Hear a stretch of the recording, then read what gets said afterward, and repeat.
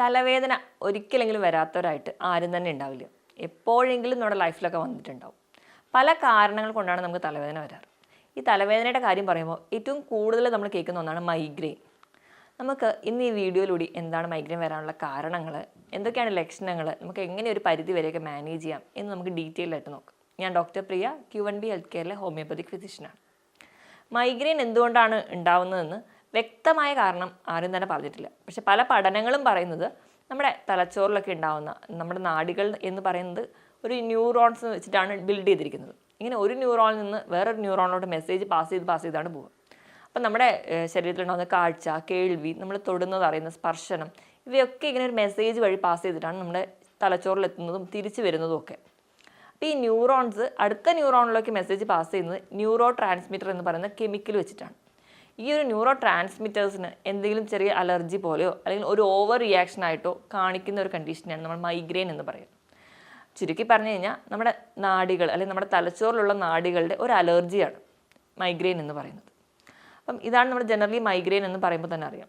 നമുക്ക് മൈഗ്രെയിൻ ഉണ്ടാകുന്ന ലക്ഷണങ്ങൾ അല്ലെങ്കിൽ മൈഗ്രെയിൻ ഉണ്ടാകുന്ന കാരണങ്ങൾ എന്ന് പറഞ്ഞാൽ പലർക്കും പലതാണ്. മൈഗ്രെയിൻ എന്ന് പറയുന്നത് കൂടുതലും സ്ത്രീകൾക്കാണ് വരാറ്. കാരണം അതിലുണ്ടാകുന്ന ചെറിയ ഹോർമോണൽ വേരിയേഷനാണ്.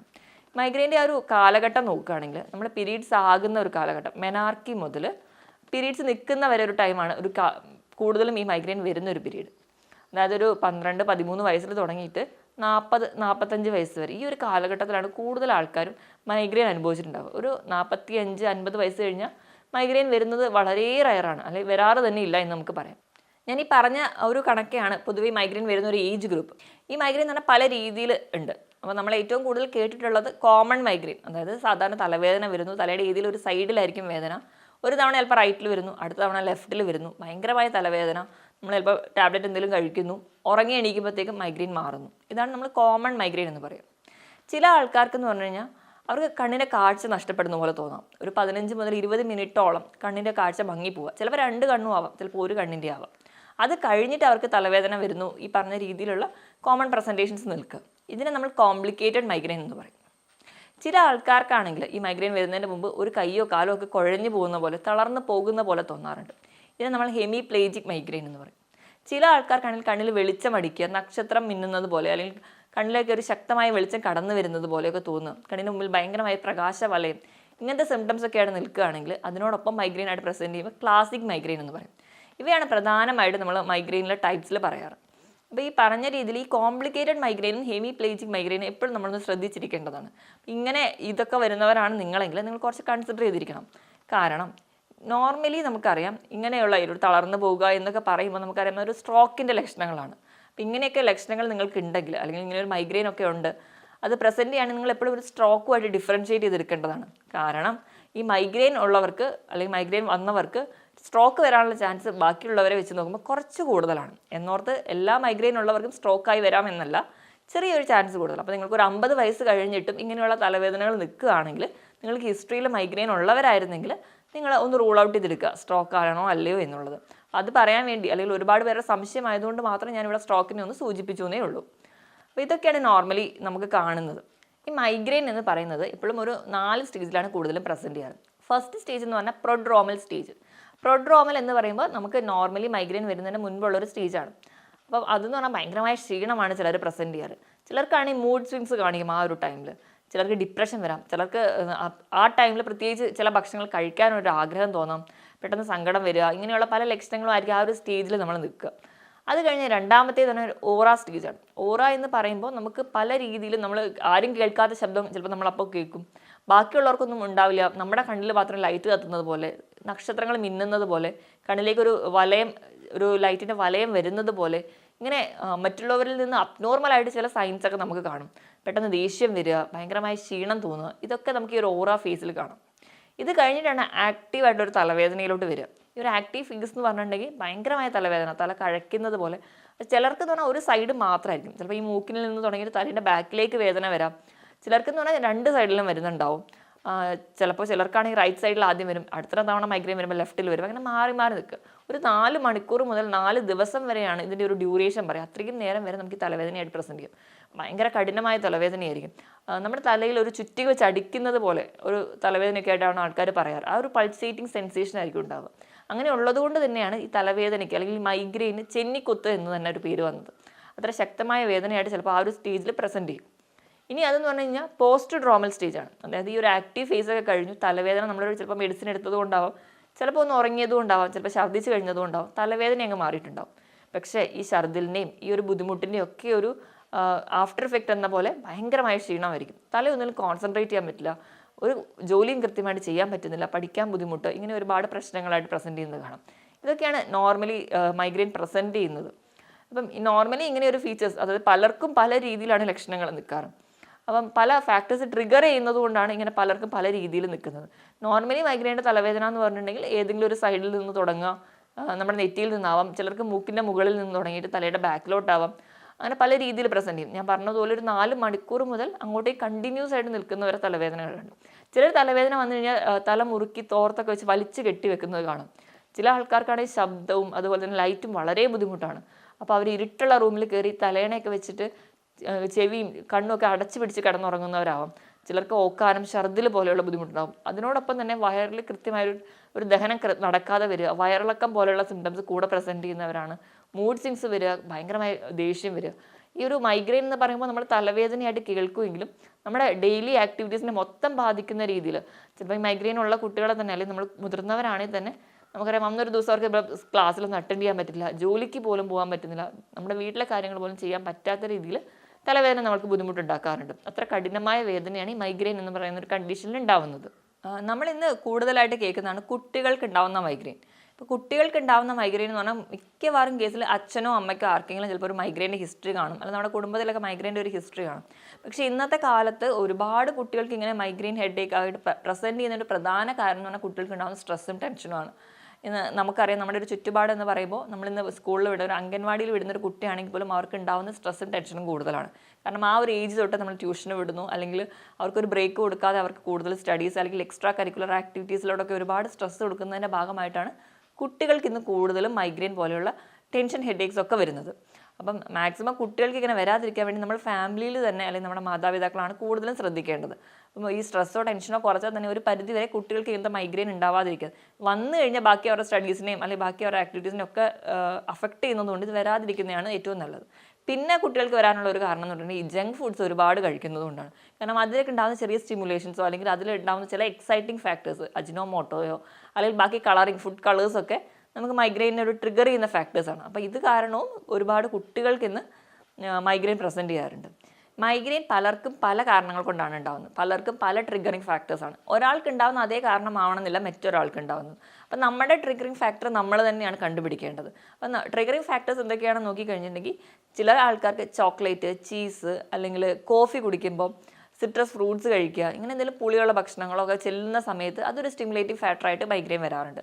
നമ്മൾ ഒരുപാട് നേരം സ്ക്രീൻ ടൈം യൂസ് ചെയ്യുമ്പോൾ, നമ്മളിപ്പോൾ കമ്പ്യൂട്ടറോ ലാപ്ടോപ്പോ അല്ലെങ്കിൽ മറ്റ് ഗാഡ്ജറ്റ്സ് ഒക്കെ ഒരുപാട് നേരം ഉപയോഗിക്കുമ്പോൾ നമ്മുടെ കണ്ണിന് വരുന്നൊരു സ്ട്രെയിൻ മൂലം മൈഗ്രെയിൻ ഉണ്ടാവുന്നുണ്ട്. കാരണം നമ്മൾ എപ്പോഴും നോക്കിക്കഴിഞ്ഞിട്ടുണ്ടെങ്കിൽ അറിയാം, ഈ സ്ക്രീൻ എന്ന് പറയുന്നത് എപ്പോഴും ബ്ലിങ്ക് ചെയ്യുന്നൊരു ഏരിയ ആണ്. അതായത് നോർമലി നമ്മൾ കാണുമ്പോൾ സ്ക്രീൻ ഇങ്ങനെ ബ്ലിങ്കിങ് ആണ്. നമുക്ക് നേരിട്ട് കാണുമ്പോൾ നമുക്കത് ഫീൽ ചെയ്യുന്നതിലും നമ്മുടെ കണ്ണവിടെ വികസിക്കുക, അതുപോലെ തന്നെ റിലാക്സ് ചെയ്യുക, അങ്ങനെ കൺട്രാക്ഷൻ റിലാക്സേഷൻ മാറി മാറിയാണ് നമ്മുടെ കണ്ണിൽ നടക്കുന്നത്. അപ്പോൾ ഇത് നമ്മുടെ കണ്ണിനൊരു സ്ട്രെയിൻ ഉണ്ടാക്കുകയും അത് നമുക്ക് മൈഗ്രെയിൻ ഉണ്ടാവാൻ കാരണമാണ്. അതാണ് മെയിൻലി ഇപ്പോൾ കൂടിക്കൂടി ഈ കേസുകൾ വരാനുള്ള ഒരു കാരണം. ഇതല്ലാതെ ഉറക്കം ശരിയായിട്ടില്ലെങ്കിൽ, വിശന്ന് കഴിഞ്ഞാൽ, അതായത് സ്റ്റാർവേഷൻ വന്നു കഴിഞ്ഞാൽ, ഒരുപാട് നേരം ഭക്ഷണം കഴിക്കാതിരിക്കുന്നു, എപ്പോഴെങ്കിലും ഒരു മീൽ സ്കിപ്പ് ചെയ്ത് പോവുക, ഇതും നമുക്ക് ഉണ്ടാക്കാറുണ്ട്. സ്ട്രെസ്സ്, ടെൻഷനൊക്കെ ഉണ്ടെങ്കിലും, വെയിലത്ത് പോയാൽ വെയിൽ കൊണ്ടു കഴിഞ്ഞാൽ അല്ലെങ്കിൽ മറ്റ് ചൂട് കൂടിക്കഴിഞ്ഞാൽ, ഇവയൊക്കെ നമുക്ക് കൂടുതലായിട്ടും മൈഗ്രെയിൻ ഉണ്ടാക്കാനുള്ള കാരണങ്ങളാണ്. ചിലർക്കാണെങ്കിൽ ഒരു പുകയടിച്ചാൽ, മറ്റുള്ളവർ പുകവലിക്കുന്നതിന് ഒരു എഫക്റ്റ് കാരണം ഉണ്ടാവാം. ചിലർക്കാണെങ്കിൽ പൂവിൻ്റെ മണം അടിച്ചാൽ, അല്ലെങ്കിൽ സ്ട്രോങ് പെർഫ്യൂംസ് ആണെങ്കിൽ കൂടി, മുല്ലപ്പൂവൊക്കെ ചിലർക്ക് അടുത്തിടയിൽ ഫംഗ്ഷന് പോകുമ്പോൾ തന്നെ മുല്ലപ്പൂ തലയിലുള്ളത് നമ്മൾ വെച്ചിലേക്ക് കൂടി ബാക്കിയുള്ളവരുടെ ആ ഒരു സ്ട്രോങ് സ്മെല്ല് അടിക്കുമ്പോൾ തന്നെ നമുക്ക് തലവേദന എടുക്കുന്നവരുണ്ടാവും. ഇങ്ങനെ പല കാരണങ്ങൾ കൊണ്ടാണ് പലർക്കും ഉണ്ടാവാറ്. അപ്പം നമ്മൾ ബേസിക്കലി ചെയ്യേണ്ടതെന്ന് വെച്ചിട്ടുണ്ടെങ്കിൽ, നമുക്ക് എന്തുകൊണ്ട് ഇപ്പോൾ തലവേദന അല്ലെങ്കിൽ മൈഗ്രെയിൻ ഉള്ള ഒരാളാണെങ്കിൽ നമുക്ക് എന്തുകൊണ്ടാണ് മൈഗ്രെയിൻ വന്നതെന്ന് ആദ്യം തിരിച്ചറിയാം. എന്നിട്ട് ആ ഒരു ഫാക്ടർ അവോയ്ഡ് ചെയ്താൽ തന്നെ ഒരു പരിധി വരെ നമുക്കത് കൺട്രോൾ ചെയ്യാൻ പറ്റും. അപ്പം ഇതാണ് നമ്മൾ ബേസിക്കലി ട്രിഗറിങ് ഫാക്ടേഴ്സ് ആയിട്ട് പറയാറ്. അപ്പോൾ ഈ സ്ക്രീൻ ടൈം, അല്ലെങ്കിൽ നമ്മൾ കമ്പ്യൂട്ടറോ അല്ലെങ്കിൽ ഇങ്ങനത്തെ ഒരു ജോലി ചെയ്യുന്നവരാണെങ്കിൽ നമുക്കറിയാം ഒരിക്കലും ആ ജോലി നമുക്ക് ഉപേക്ഷിക്കാൻ പറ്റില്ല. പക്ഷേ ഇങ്ങനെ സ്ക്രീൻ ടൈം ഉപയോഗിക്കുന്നവരാണെങ്കിൽ മാക്സിമം നിങ്ങൾ കണ്ണിൻ്റെ വിഷൻ എപ്പോഴും ഒന്ന് ചെക്ക് ചെയ്യാൻ വേണ്ടി ശ്രദ്ധിക്കുക. ഇപ്പം എന്തെങ്കിലും ചെറിയ പവറിലൊക്കെ വ്യത്യാസം ഉള്ളവരാണെങ്കിൽ സ്പെക്സ് ഉപയോഗിക്കുകയാണെങ്കിൽ ഒരു പ്രൊട്ടക്ഷനാണ് നമ്മുടെ കണ്ണിൽ ബാക്കി മൈഗ്രെയിൻ കൂടി വരാതിരിക്കാനും നമ്മുടെ കണ്ണിൻ്റെ പവറിൽ ചേഞ്ച് ഉണ്ടാവാതിരിക്കാനും നമ്മളെ സഹായിക്കുകയും ചെയ്യും. ഇനി നമുക്ക് എന്തൊക്കെയാണ് മൈഗ്രെയിൻ്റെ മാനേജ്മെൻറ്റ് സൈഡ് എന്ന് നോക്കാം. അപ്പം ഏറ്റവും ആദ്യം എന്ന് പറഞ്ഞു കഴിഞ്ഞാൽ ഒരു മൈഗ്രെയിൻ ഉള്ള ഒരാളാണ് നിങ്ങളത് തിരിച്ചറിഞ്ഞ് കഴിഞ്ഞാൽ നമ്മുടെ റുട്ടീനാണ് ആദ്യം തന്നെ സെറ്റ് ചെയ്യേണ്ടത്. ഇപ്പം നമ്മൾ ഭക്ഷണം കഴിക്കുന്നതാണെങ്കിലും നമ്മൾ ഉറങ്ങുന്നതാണെങ്കിലും നമ്മൾ എല്ലാ പ്രവർത്തനങ്ങളും കൃത്യമായിരിക്കണം. ഈ ഒരു റുട്ടീനിൽ എന്തെങ്കിലും മാറ്റം വന്നു കഴിഞ്ഞാൽ നമുക്ക് പെട്ടെന്ന് തന്നെ ഒരു മൈഗ്രെയിൻ്റെ അറ്റാക്ക് ഉണ്ടാവുന്നുണ്ട്. അപ്പോൾ നിങ്ങൾ ആദ്യം ബേസിക്കലി മൈഗ്രെയിൻ ഉള്ളവരാണെങ്കിൽ നിങ്ങൾ ഈ ട്രിഗറിങ് ഫാക്ടർ കണ്ടുപിടിക്കുന്നതിനോടൊപ്പം തന്നെ നിങ്ങൾ റുട്ടീൻ ചെക്ക് ചെയ്യുക. ഈ റുട്ടീൻ സെറ്റ് ചെയ്യുന്നതിനോടൊപ്പം നമ്മൾ ട്രിഗറിങ് ഫാക്ടർ എപ്പോഴും നോട്ട് ഡൗൺ ചെയ്യുക. അപ്പോൾ മൈഗ്രെയിൻ ഉള്ളവർ മാക്സിമം നിങ്ങളൊരു ഡയറി കീപ്പ് ചെയ്യുക. നിങ്ങൾക്ക് എന്ത് ഭക്ഷണം കഴിക്കുമ്പോഴോ അല്ലെങ്കിൽ നിങ്ങൾ ഏതൊരു സറൗണ്ടിങ്ങിൽ പോകുമ്പോഴാണ് ഇങ്ങനെ ഒരു അറ്റാക്ക് ഉണ്ടാവുന്നത്, എന്തൊക്കെയായിരുന്നു ലക്ഷണങ്ങൾ, തുടങ്ങിയപ്പോഴും എങ്ങനെയായിരുന്നു എന്നൊക്കെ നമ്മൾ ആദ്യമേ ഇവിടെ നോട്ട് ഡൗൺ ചെയ്യാം. അപ്പോൾ രണ്ടാമത് ഇങ്ങനെ ഒരു ഇൻസിഡൻറ്റ് വരുമ്പോഴേ നമുക്ക് അത് മാക്സിമം ഇതിനെക്കുറിച്ച് നമുക്കൊരു ബോധമുണ്ടാവും. കാരണം ഇങ്ങനത്തെ ലക്ഷണങ്ങളൊക്കെ ഉണ്ട്, ചിലപ്പോൾ എനിക്ക് മൈഗ്രെയിൻ വരാൻ പോവുകയാണ് എന്നൊരു അവയർനെസ് നമുക്ക് തന്നെ ഉണ്ടാവും. അതിനുവേണ്ടി നിങ്ങളൊരു ഡയറി കീപ്പ് ചെയ്യുക. പിന്നെയെന്ന് വെച്ചിട്ടുണ്ടെങ്കിൽ ഏറ്റവും ബേസിക് ആയിട്ട് നമ്മൾ ചെയ്യേണ്ടത് സ്ട്രെസ്സ് കുറയ്ക്കുക, ആൻസൈറ്റി, ടെൻഷൻ. അപ്പോൾ ഇങ്ങനത്തെ പ്രശ്നമൊക്കെ ഉണ്ടെങ്കിൽ നിങ്ങൾ മാക്സിമം ഒരു യോഗ, മെഡിറ്റേഷനൊക്കെ പോകുന്നത് വളരെ നല്ലതാണ്. അല്ലെങ്കിൽ രാവിലെ എണീറ്റ് ഒരു മോർണിംഗ് വാക്കിന് തന്നെ പോവുക. അങ്ങനെ തന്നെ ആവുമ്പോൾ നമ്മുടെ ശരീരത്തിൽ തന്നെ ഒരുപാട് ഹാപ്പി ഹോർമോൺസ് ഒക്കെ ഉണ്ടാവും. നമ്മുടെ സ്ട്രെസ്സും ടെൻഷനും ഒക്കെ കുറയ്ക്കുന്നതായിട്ട് കാണാം. പിന്നെ മിക്ക കേസിലും നമ്മുടെ വയറുമായിട്ട് ഈ ഒരു ഹെഡേക്കിന് ബന്ധമുണ്ട്. ഈ ഒരു സ്ട്രെസ്സും ടെൻഷനും ഒക്കെ നമ്മുടെ വയറിനെ ദഹന പ്രക്രിയനെ ബാധിക്കുന്നുണ്ട്. അത് നമുക്കൊരു മൈഗ്രെയിൻ ഉണ്ടാക്കുന്നു. അതുകൊണ്ട് തന്നെയാണല്ലോ നമുക്കൊരു നേരം ഭക്ഷണം സ്കിപ്പ് ചെയ്താൽ തലവേദന വരിക, ചില ഭക്ഷണങ്ങൾ കഴിച്ചാൽ മൈഗ്രെയിൻ വരിക എന്നൊക്കെ പറയാറ്. അപ്പോൾ നമ്മുടെ ആമാശയത്തിൻ്റെ ആരോഗ്യം എപ്പോഴും കീപ്പ് ചെയ്യാൻ വേണ്ടി ശ്രദ്ധിക്കുക. നമ്മുടെ ബാക്ടീരിയൽ ഗ്രോത്ത് കറക്റ്റായിട്ട് നിർത്തുക, നമ്മുടെ ഗട്ട് ഹെൽത്ത് മെയിൻറ്റെയിൻ ചെയ്യുക. അപ്പോൾ അതിന് വേണ്ടിയിട്ട് നമ്മൾ പ്രോബയോട്ടിക്സ് സ്ഥിരമായി കഴിക്കുക. പ്രോബയോട്ടിക്സ് എന്ന് പറയുമ്പോൾ പുളിയില്ലാത്ത തൈര്, പഴങ്കഞ്ഞി, യോഗട്ട്, ബട്ടർ മിൽക്ക്, പനീർ ഇവയൊക്കെ പ്രോബയോട്ടിക്കാണ്. നമ്മുടെ വീട്ടിൽ തന്നെ നല്ലെണ്ണയിൽ കടുകൊക്കെ ചതച്ചിട്ടുണ്ടാക്കുന്ന വിനാഗിരി അധികം ഇല്ലാത്ത അച്ചാറുകൾ, ഉപ്പിലിട്ട ക്യാബേജ്, ക്യാരറ്റ് ഇവയൊക്കെ പ്രോബയോട്ടിക്കാണ്. അതുപോലെ നമ്മൾ മിക്കവാറും കഴിക്കാറുള്ള ഇഡ്ഡലി, ദോശ, അപ്പം ഇവയൊക്കെ ഫെർമെൻറ്റഡ് ആണ്. ഇവയൊക്കെ നല്ല പ്രീബയോട്ടിക് ആയിട്ടും ആക്റ്റീവ്. ഇവ കഴിക്കുകയാണെങ്കിൽ ഒരു പരിധി വരെ നമ്മുടെ ആമാശയത്തിൻ്റെ ആരോഗ്യം നിലനിർത്താം. അതുവഴി നമുക്ക് തലവേദനയെ അകറ്റി നിർത്താൻ പറ്റും. ധാരാളം വെള്ളം കുടിക്കുക. നമ്മുടെ ബോഡി എപ്പോഴും ഹൈഡ്രേറ്റഡ് ആയി നിർത്തുക. അത് ഒരു പരിധി വരെ നമുക്ക് തലവേദന കുറയ്ക്കാം. നമ്മുടെ ബോഡി വെയിറ്റ് 25 കിലോയ്ക്ക് 1 ലിറ്റർ എന്ന കണക്ക് നല്ലപോലെ വെള്ളം കുടിക്കുകയാണെങ്കിൽ ഒരു പരിധി വരെ എല്ലാ തലവേദനയും നമുക്ക് മാറ്റി നിർത്താം. അതുപോലെ കൃത്യമായൊരു ഉറക്കം വേണം. ഒരു 7 മണിക്കൂറെങ്കിലും കൃത്യമായിട്ട് ഉറങ്ങുക. നിങ്ങൾ ഉറങ്ങുന്ന സമയത്ത് അല്ലെങ്കിൽ ഉറങ്ങുന്നതിന് മുൻപ് ഗാഡ്ജറ്റ്സോ ഫോണോ ഒന്നും ഉപയോഗിക്കാതിരിക്കുക. സ്ക്രീൻ ടൈം മാക്സിമം കുറയ്ക്കുക. കൃത്യമായിട്ട് ഉറങ്ങാനും കൃത്യമായിട്ട് ഉണരാനും നിങ്ങൾ ശീലിക്കുക. മാക്സിമം നേരത്തെ കിടന്ന് നേരത്തെ എണീക്കുന്ന ഒരു റുട്ടീനാണ് ഏറ്റവും നല്ലത്. അപ്പോൾ അത് നിങ്ങൾ സെറ്റ് ചെയ്യുക. പിന്നെ നിങ്ങൾ കമ്പ്യൂട്ടറോ ഗാഡ്ജറ്റ്സോ ഒക്കെ ഉപയോഗിക്കുമ്പോൾ മാക്സിമം സ്പെക്സ് ഒരു പ്ലെയിൻ ഗ്ലാസ് ആണെങ്കിൽ ഉപയോഗിക്കുകയാണെങ്കിൽ ഒരു പരിധി വരെ നിങ്ങളുടെ കണ്ണിൻ്റെ സ്ട്രെയിൻ കുറയ്ക്കാം. ഇനി വിഷൻ എന്തെങ്കിലും ഒരു ചേഞ്ച് ഉണ്ടെങ്കിൽ മാക്സിമം സ്പെക്സ് അല്ലെങ്കിൽ ഐ സ്പെഷ്യലിസ്റ്റിൻ്റെ കൺസൾട്ടേഷൻ എടുത്തതിന് ശേഷം നിങ്ങളുടെ വിഷൻ ചെക്ക് ചെയ്തിട്ട് ഒരു സ്പെക്സ് ഒക്കെ ഉപയോഗിക്കുകയാണെങ്കിൽ ഒരു പരിധി വരെ നിങ്ങളുടെ സ്ട്രെയിൻ കുറയ്ക്കാം. അതുവഴി നമുക്ക് കുറയ്ക്കാൻ പറ്റും. പിന്നെ പുകവലി, മദ്യപാനം പോലെയുള്ള ശീലങ്ങളുള്ളവരാണെങ്കിൽ മാക്സിമം ബോഡിയുടെ ഹെൽത്ത് മെയിൻറ്റെയിൻ ചെയ്യേണ്ടി അത് കംപ്ലീറ്റ്ലി നിർത്തുക. ഇങ്ങനെയൊക്കെ ചെയ്യുകയാണെങ്കിൽ ഒരു പരിധി വരെയൊക്കെ നമുക്ക് മൈഗ്രെയിൻ കൺട്രോൾ ചെയ്യാം. ഇനിയിപ്പം തലവേദനയൊക്കെ വന്ന് പോയി കഴിഞ്ഞിട്ടുണ്ടെങ്കിൽ അല്ലെങ്കിൽ വന്ന ഒരു സ്റ്റേജിലാണ് നിങ്ങൾ ആക്റ്റീവ് സ്റ്റേജിലാണ് നിൽക്കുന്നതെങ്കിൽ നിങ്ങൾ കോൾഡ് പാക്ക് തലയിൽ വെച്ച് കൊടുക്കുകയാണെങ്കിൽ ഒരു പരിധി വരെ ആ പെയിൻ കൺട്രോൾ ചെയ്യുന്നതായിട്ട് കാണും. കോൾഡ് പാക്ക് എന്ന് പറഞ്ഞാൽ നമുക്ക് ഐസ് തുണിയിൽ പൊതിഞ്ഞാണെങ്കിലും ഉപയോഗിക്കാം. പക്ഷേ അത് നമുക്ക് കുറച്ചുകൂടി നമ്മുടെ ദേഹമൊക്കെ നനയുന്നതുകൊണ്ട് നമുക്ക് മെഡിക്കൽ ഷോപ്പിൽ തന്നെ കോൾഡ് പാക്കായിട്ട് വാങ്ങിക്കാൻ കിട്ടും. അത് നിങ്ങൾ മേടിച്ചപ്പോഴും കയ്യിൽ വെക്കുക. അപ്പോൾ നിങ്ങളത് സ്റ്റോർ ചെയ്യുകയാണെങ്കിൽ നിങ്ങൾക്ക് ആവശ്യം വരുമ്പോൾ നിങ്ങൾക്ക് ഉപയോഗിക്കാവുന്നതാണ്. അത് നമുക്ക് ആ ഒരു സ്ട്രെസ്സും ടെൻഷനും ഒക്കെ തലയ്ക്ക് ഉണ്ടാവുന്നത് കുറയ്ക്കുകയും കുറച്ചും കൂടി ഒരു റിലാക്സേഷൻ കിട്ടുന്നതായിട്ട് കാണാം. അപ്പോൾ നിങ്ങൾ കോൾഡ് പാക്ക് യൂസ് ചെയ്യാം. ഇപ്പോൾ ഇങ്ങനെ മൈഗ്രെയിൻ പോലെയുള്ള ബുദ്ധിമുട്ടുള്ളവരാണെങ്കിൽ അവിടെ എന്തായാലും കൃത്യമായിട്ട് വ്യായാമം ചെയ്യണം. വ്യായാമം ചെയ്യുമ്പോൾ കൂടുതലും നമ്മുടെ കഴുത്തിൻ്റെ മസിൽസിന് കുറച്ച് സപ്പോർട്ട് ചെയ്യുന്ന രീതിയിലുള്ള വ്യായാമങ്ങൾ ചെയ്യും. എപ്പോഴും വ്യായാമം ചെയ്യുന്നത് വളരെ നല്ലതാണ്. എൻഡ്രോഫിൻ പോലെയുള്ള ഹോർമോൺ പ്രൊഡക്ഷൻ സഹായിക്കും. അതുവഴി നമ്മൾ കുറച്ചും കൂടി ഹാപ്പി ആയിട്ടിരിക്കാനും പറ്റും. ഇങ്ങനെയുള്ള വ്യായാമങ്ങൾ നിങ്ങൾ കൃത്യമായി ചെയ്യാം. എപ്പോഴും ബോഡി ഹെൽത്തി ആയിട്ട് നിൽക്കുകയാണെങ്കിൽ തന്നെ ഒരു പരിധി വരെ നമുക്ക് മൈഗ്രെയിൻ പോലെയുള്ള അസുഖങ്ങൾ തടയാൻ പറ്റും. ഈ പറഞ്ഞ കാര്യങ്ങളൊക്കെ നിങ്ങൾ ശ്രദ്ധിക്കുക. ഇനി ഇപ്പം തലവേദന ഇങ്ങനെ മൈഗ്രെയിൻ ഉണ്ട് അല്ലെങ്കിൽ നിങ്ങൾക്കിപ്പോൾ മെഡിസിൻ എടുത്തേ പറ്റുള്ളൂ എന്നുണ്ടെങ്കിൽ കൺസൾട്ട് ചെയ്യുക. ഒരു ഡോക്ടറെ കൺസൾട്ട് ചെയ്തതിന് ശേഷം മാത്രം മെഡിസിൻസ് കഴിക്കുക. ഹോമിയോപ്പതിയിലും ഫലപ്രദമായ ചികിത്സകൾ ലഭ്യമാണ്. അപ്പം മെഡിസിൻസ് എടുക്കുക. അതോടൊപ്പം തന്നെ നിങ്ങൾ ഇരുട്ടുള്ള റൂമിൽ കണ്ണൊക്കെ നല്ലപോലെ ടൈറ്റായി അടച്ചു വെച്ച് ശബ്ദമൊന്നും കേൾക്കാത്ത രീതിയിൽ നല്ലപോലെ റെസ്റ്റ് എടുക്കുക. അത് മാത്രമേ നമുക്ക് കംപ്ലീറ്റ് ആയിട്ട് ഒരു ക്യൂറിലേക്ക് കൊണ്ടുവരാൻ പറ്റുള്ളൂ. അപ്പം ഇങ്ങനെ മെഡിസിൻസും പ്ലസ് ഈ ഒരു ബാക്കി സപ്പോർട്ടീവ് മെഷേഴ്സും കൂടെ ചെയ്യുകയാണെങ്കിൽ നമുക്ക് ഒരു പരിധി വരെ കൺട്രോൾ ചെയ്യാം.